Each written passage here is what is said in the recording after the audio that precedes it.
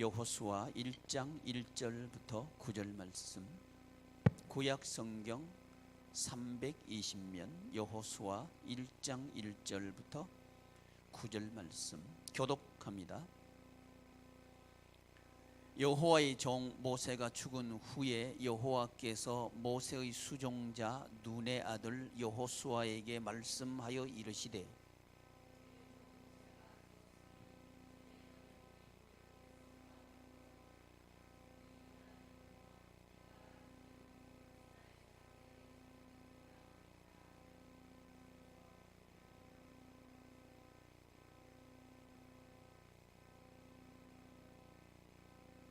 곧 광야와 이 레바논에서부터 큰 강 곧 유브라데 강까지 헷 족속에 온 땅과 또 해지는 쪽 대해까지 너희의 영토가 되리라.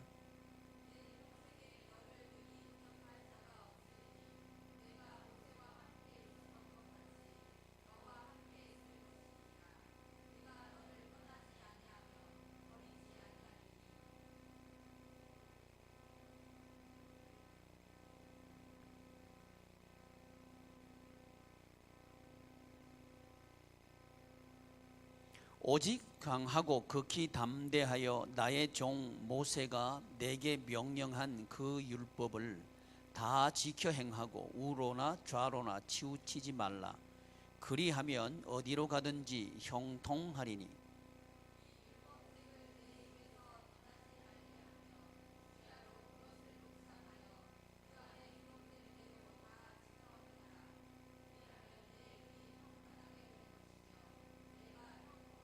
다 같이, 내가 내게 명령한 것이 아니냐.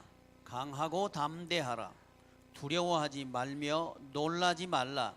내가 어디로 가든지 내 하나님 여호와가 너와 함께하느니라 하시니라. 아멘. 기도합시다. 거룩하시고 존귀하신 하나님, 여호수아에게 가나안 땅을 정복하라고 하신 것처럼 우리의 가나안을 정복하라고 하시는 하나님의 말씀을 듣습니다. 하나님, 여호수아에게 마음을 강하게 하고 담대히 하라고 하신 말씀처럼 우리에게도 동일한 말씀 하시는 것을 믿습니다. 주여, 우리 지체들에게 은혜를 베풀어 주셔서 땅을 정복할 수 있도록 마음을 강하게 하시고 담대하게 하옵소서. 우리 주님 예수님의 이름으로 기도드리옵나이다. 아멘.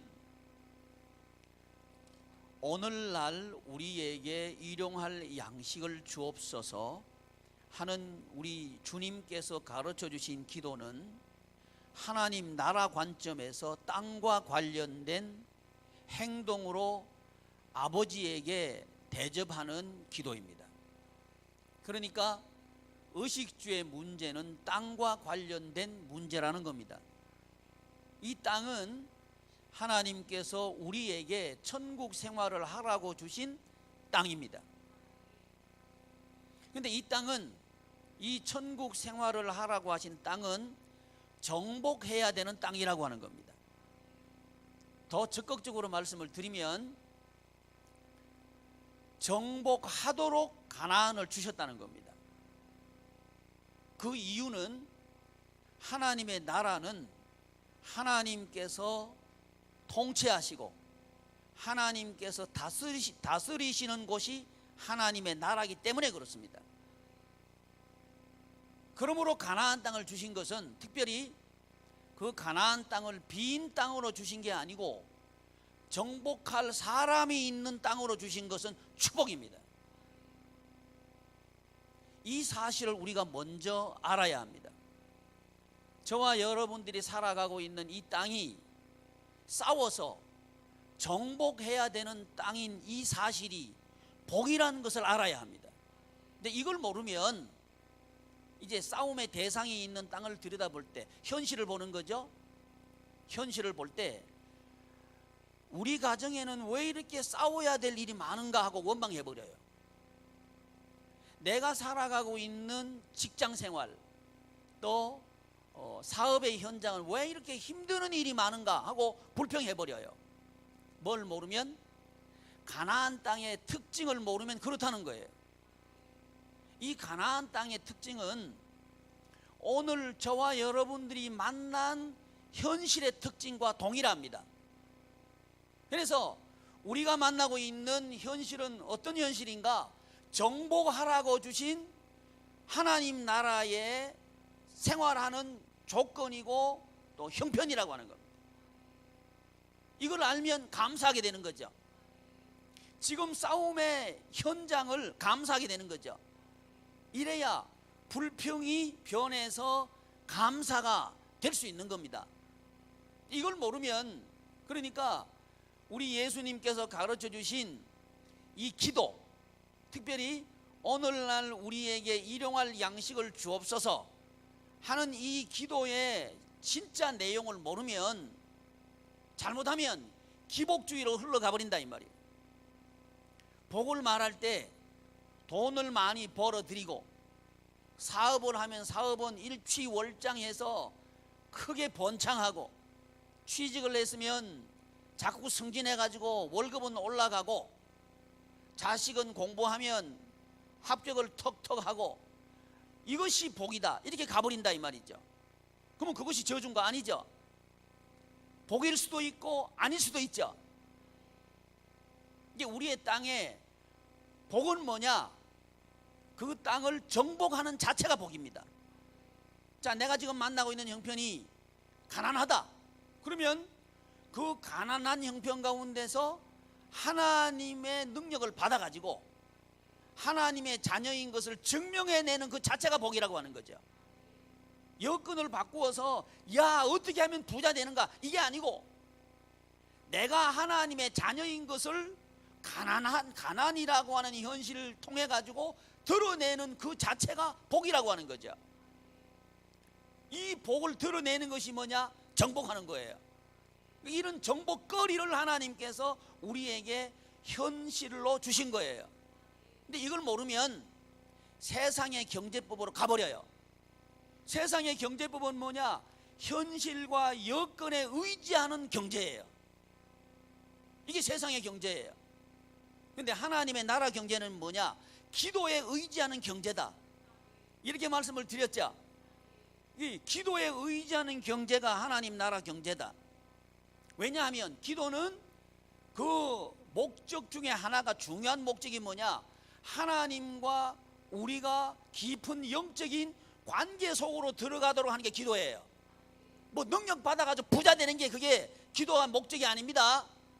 근데 기복주의는 능력 받아가지고 돈 벌어들이는 거, 이거 이제 복이라고 생각하도록 만들었다 이 말이죠. 이게 우리들 머릿속에 들어앉아 있는 잘못된 세상 관점이고 돈 개념이라고 하는 거죠. 그래서 이 시간 저와 여러분들이 확인하고 싶은 건 뭐냐? 이 은혜의 법칙, 또 기도에 의지하는 경제, 또 하나님 중심의 경제, 이게 도대체 무슨 얘기인가 하는 것을 성경에서 하나씩 시대별로 잠깐 살펴보기를 원하는 거죠. 창세기 1장 2절 한번 찾아보십시오. 창세기 1장 2절. 자, 찾으신 분 시작.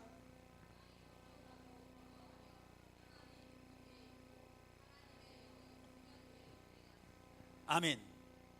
이게 현상과 여건이에요. 이런 현상과 여건을 정복하신 분이 하나님이셔요. 이 정복하는 하나님의 사역, 하나님의 행위가 뭐냐? 창조예요. 그래서 이 말은 앞으로 성경에 기록될 모든 시대마다 이런 현상과 여건이 되풀이될 것이다 하는 것을 서론적으로 우리에게 가르쳐주고 있는 것이 창세기 1장 2절입니다. 이 말은 여기 우리 예배드리고 있는 우리 모두가 지금 만나고 있는 형편을 여기서 세 단어로 함축해 놓고 있는 거예요. 첫째는 뭐예요? 혼돈스럽다. 이게 어떻게 살아야 될지 모르겠다. 이 땅에서 어떻게 살아야 될지 모르겠다, 어떻게 살아야 살 수 있는지 모르겠다, 길을 모르겠다 하는 게 혼돈이죠. 내가 도대체 내가 어릴 때는 이런 생각이 있었는데 지금은 그 생각은 온데간데 없고 나는 도대체 뭔지 모르겠다. 자기 정체성에 대해서 혼돈이 와버리는 거죠. 이런 혼돈, 이게 저와 여러분들이 지금 만나고 있는 가나안 땅의 현장이라고 하는 거예요. 두 번째 뭐예요? 공허, 텅 비어 있는 거예요. 사람들은 살면 살수록 가득 채워지는 걸 원해요. 그런데 현실은 뭐냐면 살수록 공허해지는 게 현실이라고 하는 거죠. 살수록 자꾸 비어버리는 거예요. 채워지기를 원하는데 비는 게 이 인생이라고 하는 거예요. 저와 여러분들이 만나고 있는 현실이 뭐냐? 텅 비는 그것을 강요하고 있는 현실이라고 하는 거예요. 세 번째, 어떤 특징이 있다고요? 흑암, 캄캄한 거예요. 뭐든지 살아나려고 하면 빛이 있어야 돼요. 그래야 살아나는 거예요. 근데 캄캄하니까 살 길이 없는 거예요. 이런 형편과 여건이 앞으로 시대마다 되풀이될 것이다. 이 말은 저와 여러분들이 만나고 있는 현실은 이 세 가지의 반복이고 되풀이일 것이다. 그러면 일견 생각해 볼 때, 아, 하나님 왜 이렇게 하십니까? 이렇게 물어보고 싶은 거, 그런 마음이 들겠죠. 그 이유에 대해서 우리가 모른다면 인생을 몰라요. 인생을 거꾸로 살아버리고 말아요. 근데 그것을 각 시대마다 우리가 살펴보면서 하나님께서 왜 그렇게 하시는가 하는 것을 깨달을 때, 그것이 뭐냐? 돈에 대한 영성이 생겨나는 거예요. 경제에 대한 영성이, 영적인 관점이 생겨나야 돼요. 경제, 돈 문제에서 돈 문제 영성이 있어야 돼. 이게 진짜 영성이에요. 교회 나와서 뭐 기도하고 뭐 전도하고 그러나 영성이 있는지 모르겠어. 진짜 영성은 어디냐? 돈에 가보면 알아요. 돈 쓰는 거 보면 그 사람 영성 알아요. 돈을 자기가 주인으로 썼다, 그 사람은 세상적이요. 그 영성 없는 거요. 자기를 위해서 쓰는 데는 하나도 안 아깝고 주를 위해서 쓰는 건 아깝다, 그거는 영성 없는 거요. 그러면 어떻게 되는지 알아요? 그 사람의 가정은 계속 빌 거예요. 공허해질 거예요. 계속 인생은 캄캄해져 버리고 말 거예요. 그리고 혼돈 속에 빠져버릴 거예요. 왜? 그게 하나님께서 그렇게 하시는 거예요. 왜? 목적이 뭐예요? 하나님 나라 생활을 하도록 하기 위해서 그런 겁니다. 넉넉하고 풍요롭게 사는 거, 그건 목적이 아니에요.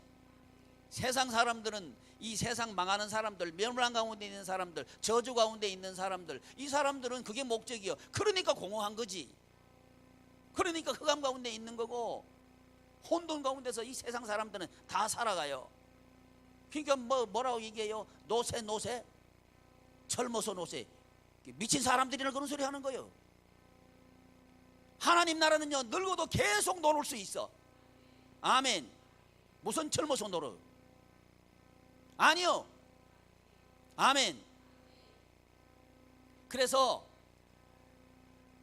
공허, 흑암, 혼돈, 이게 이제 현실이다. 제가 왜 이를 설명드리냐면, 이런 현실을 만났을 때 나는 불행하다, 이 말 하지 말라는 거예요. 오히려 적극적으로 현실을 해석해내야 되는데, 그건 뭐냐? 이것은 하나님 나라 생활을 하라고 주신 축복의 재료다, 이렇게 인생을 이해하라고 하는 거죠.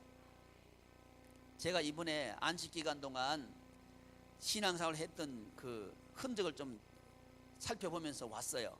아, 이거 어떻게 돼 있나 싶어서 갔는데, 이상하게 다른 건 다 개발되어 있는데 내가 살던 집은 그대로 있네. 그 희한하대요. 그래서 처음에 제가 결혼해가지고 신혼방 차렸던 데 가봤어요. 가봤는데 집이 얼마나 하면 손바닥만 해. 진짜 손바닥만 해요. 야, 내가 이거 어떻게 여기 살았나 싶어요. 근데 그 집에 가보니까 쓰레기 집인데 천정이요. 여기 바닥에서 요 높이만 게 요렇게 돼 있어요. 그러니까 거기 들어가면 겸손 안 할 수가 없는 집입니다. 무조건 90도로 숙이고 들어가야 그 집에 들어갈 수 있어요. 그러니까 장롱은 없어.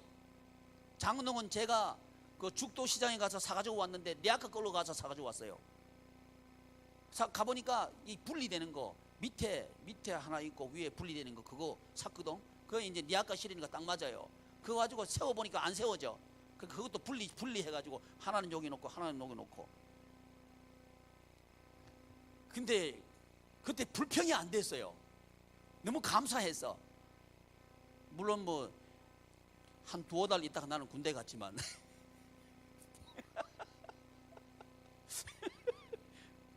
목적이 뭐냐? 제 결혼하는 목적은 우리 가정 구원하는 게 목적이요. 그래가지고 우리 가정 구원하는 사람 데려다놓고 난 가는 거예요. 나 할 일 다 한 거거든. 거기 내가 가봤어. 그대로 있어.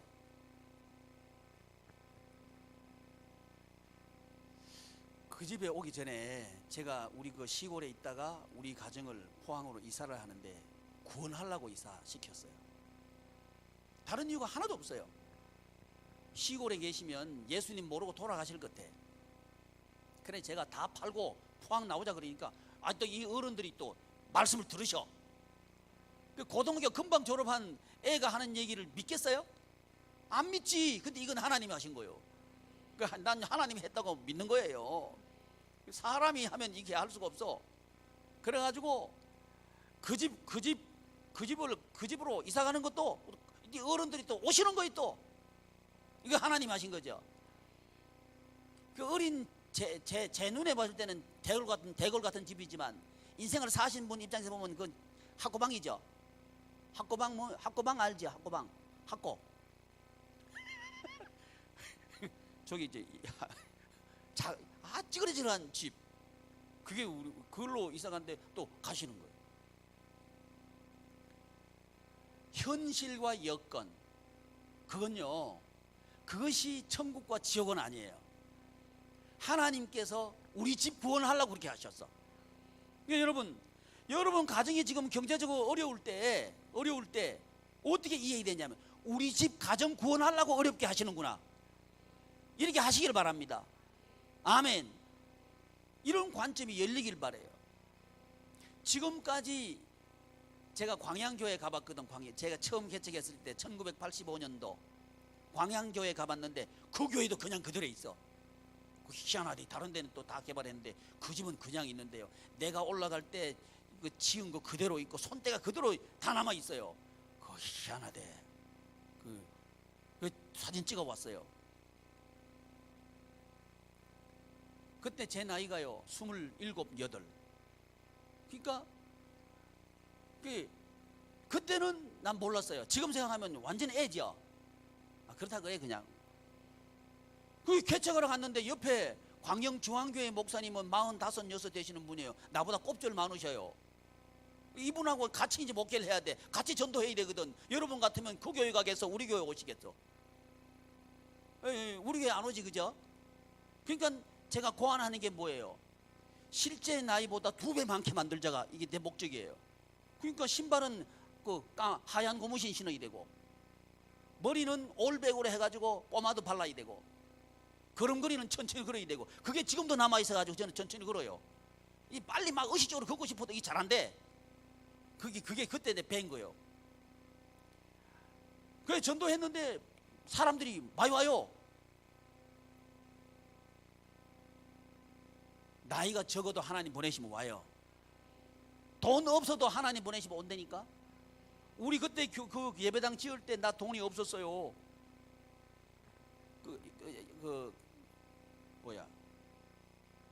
광양읍에서 광영까지 오는데요.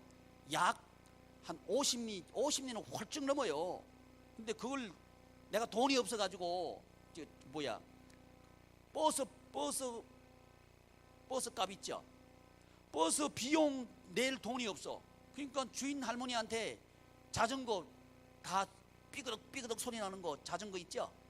그 아줌마들 앞에 왜 이렇게 장바구니 달려 있고 덜컹덜컹 하는 이런 자전거 그거 버려져 있더라고. 저거 좀 나 좀 빌려주면 안 되게 빌려준대. 그거 타고 매일 그게 50리 넘은 거 비포장도로 왔다 갔다 하는데 그 오르막이요. 오르막 올라갔다가 내려갔다가 그러면서 매일 왔다 갔다. 그래 나가 엉덩이 불난 줄 알았어요. 이게요 안장에 엉덩이를 못 대요. 얼마나 힘들어요. 그래서 계속 서서 타고 가는 거예요. 서서 타고 가는 거 알죠? 기 올라가는 거예요. 가다가 그때는 비포장 도로니까 버스가 가다가 버스 그 바퀴에 돌이 이만한 게 탕 튀어가지고 팽 날아 그 피하다가 그 옆에 논두렁에 처박혔어요. 그래 처박혀가지고 이렇게 꼬라박힌 거예요. 그래 거기 처박혀가지고 일어나지도 못하고 혼자서 킥킥대며 웃었어요. 내 꼴이 뭔가 하고 그게 킥킥대며 웃다가 한참 웃다가 일어나가지고 툭툭 털고 다시 가고. 그게 이제 우리 교회 그 개척했던 그 교회예요. 돈이 없었다니까.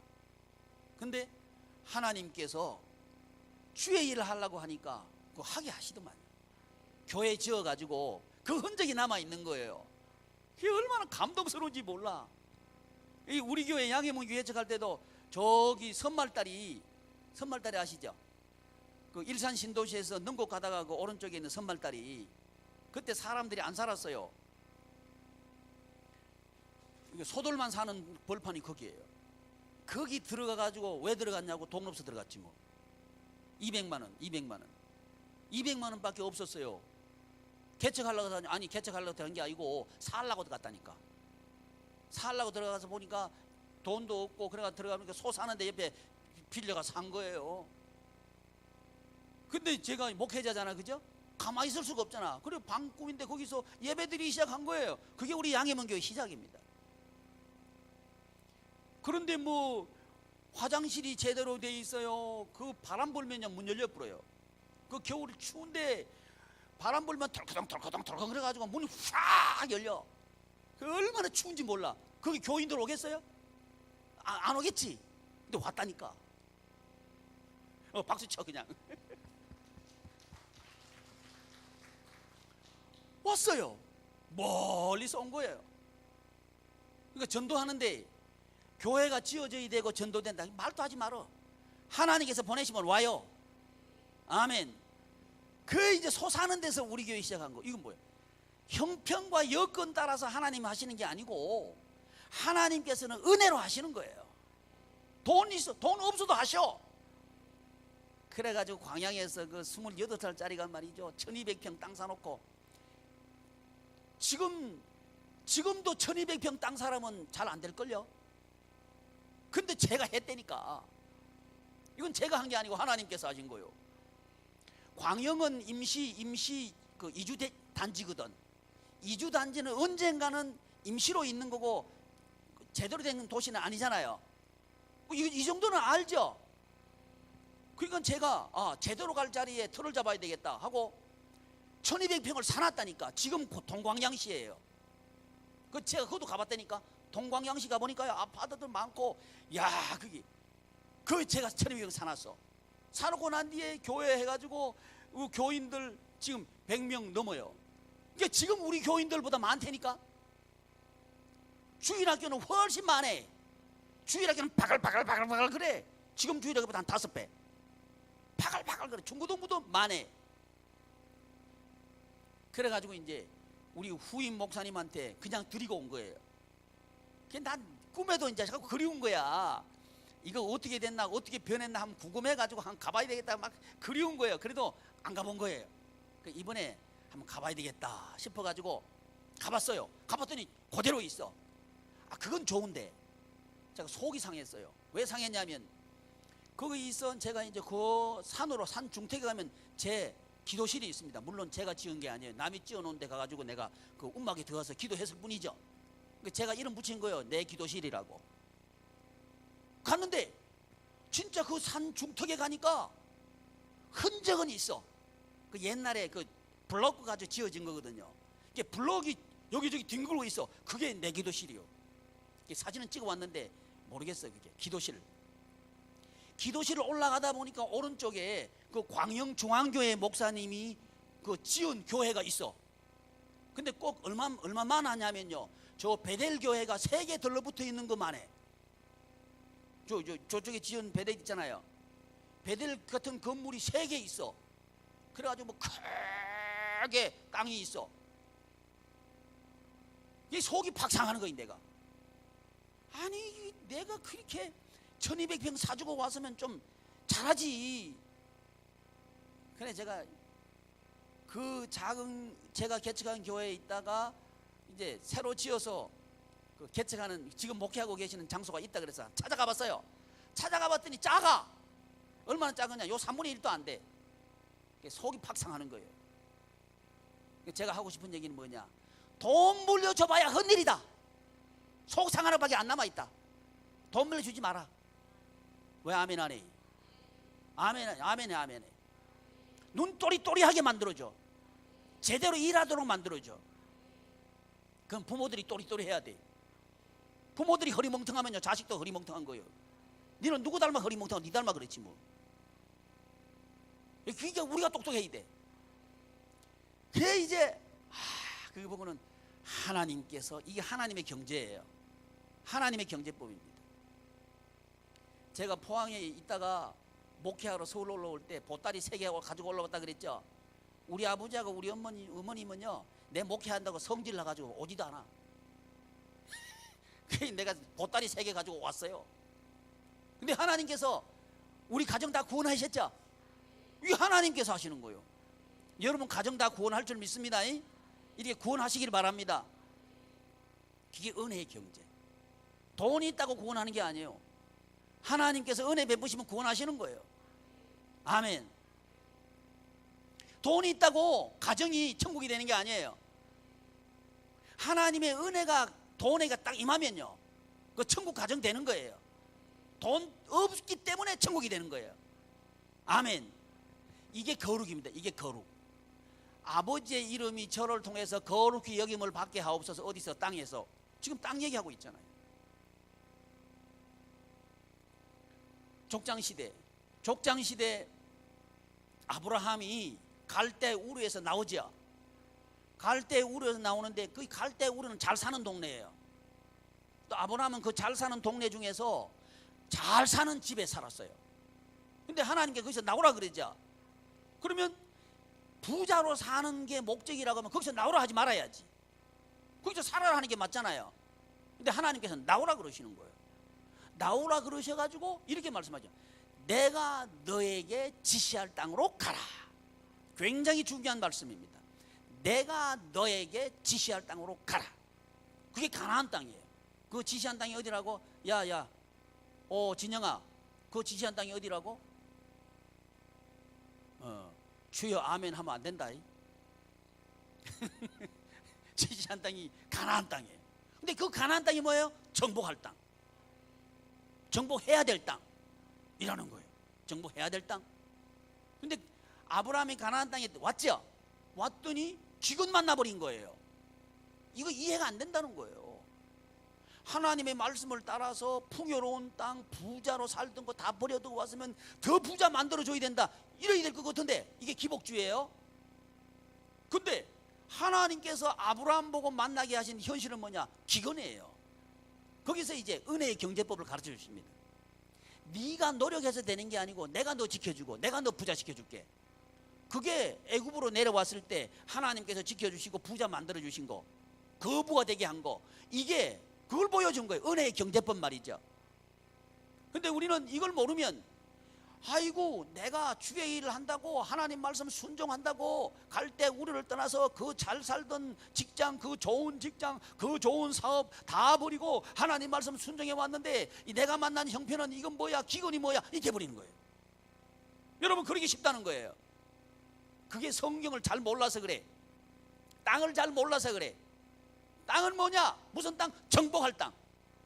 무슨 땅? 통치할 땅. 이제 좀 뛰어넘을게요. 가나안 땅에 들어와서 통치하는 사람이 있는데 그 통치하는 사람이 누구냐? 다윗이죠.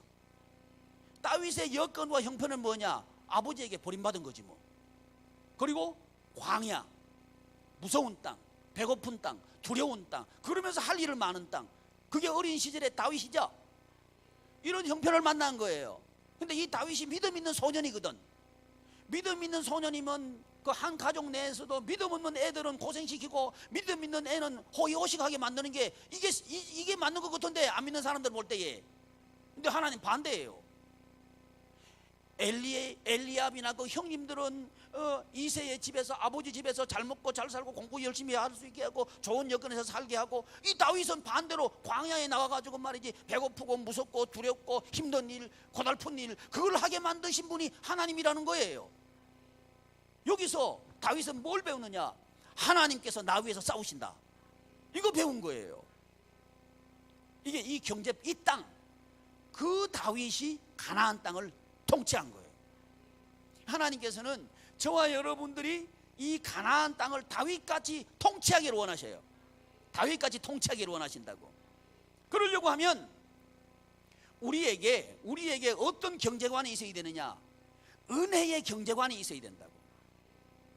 은혜의 경제관이 없으면 불평하고 원망하고 말아요. 내가 말이지 열심히 신앙생활하고, 내가 열심히 전도도 하고, 내가 열심히 기도도 하고, 내가 목사님 말씀 순종도 하고 그랬는데 나에게 대접이 이게 뭡니까? 이게 돼버리는 거예요. 근데 다윗은 그렇게 하지 않아. 오히려 반대로 생각하는 거예요. 아버지, 이해가 되지 않는 이세 아버지의 처신에 대해서 목숨 걸고 아버지가 맡긴 일을 하는 거예요. 이게 태도입니다. 이게 태도. 통치하는 사람의 태도는 이렇습니다. 아버지 이세가 맡긴 일이 이해가 안 되어도 목숨 걸고 순종하는 거, 이게 충성이라고 하는 거죠. 이게 통치한 사람의 특징입니다.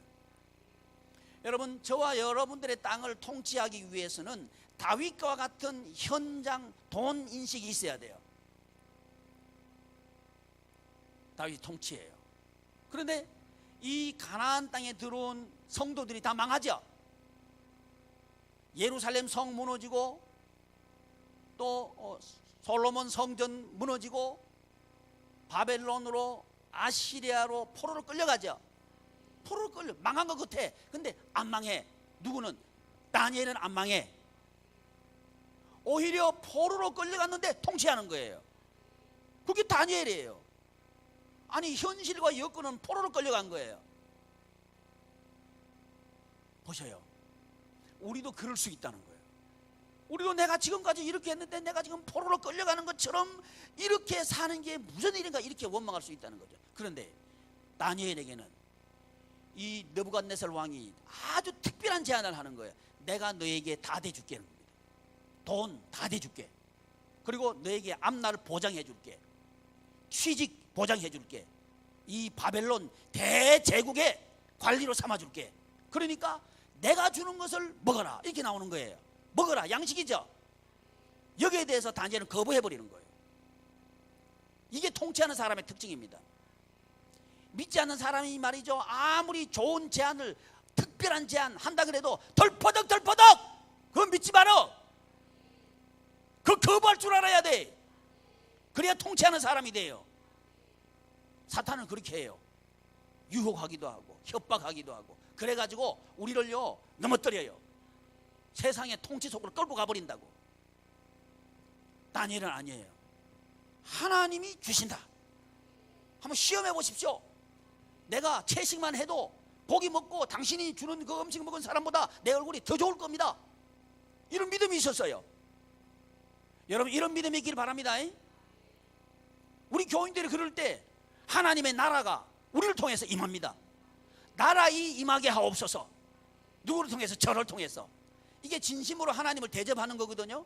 이 진심으로 하나님을 대접하는 게 있어서 하나님의 나라가 저를 통해서 임하게 하옵소서, 그 기도가 실질적으로 나타나는 게 뭐냐? 돈 문제예요. 돈 문제에 세상 사람들이 말이죠, 솔깃하게 제안한다고 해서 요리 갔다가 저리 갔다가 그러지 말어. 아멘. 오직 우리는 누구 영광 위해서? 에이, 뭐 그래. 좀 태도를 제대로 하자니까. 오직 누구의 영광 위해서? 김혜숙만 복받아. 아멘 하면 안 되는데 그때는 아멘 하지 말아요. 아멘. 아니, 예배 드릴 때 태도를 좀 적극적으로 해요. 그게 흐리멍텅하게 뭐야 그게? 아, 이거 할 수 없어. 이거 뭐 그 뭐야, 유튜브 나가도 할 수 없어.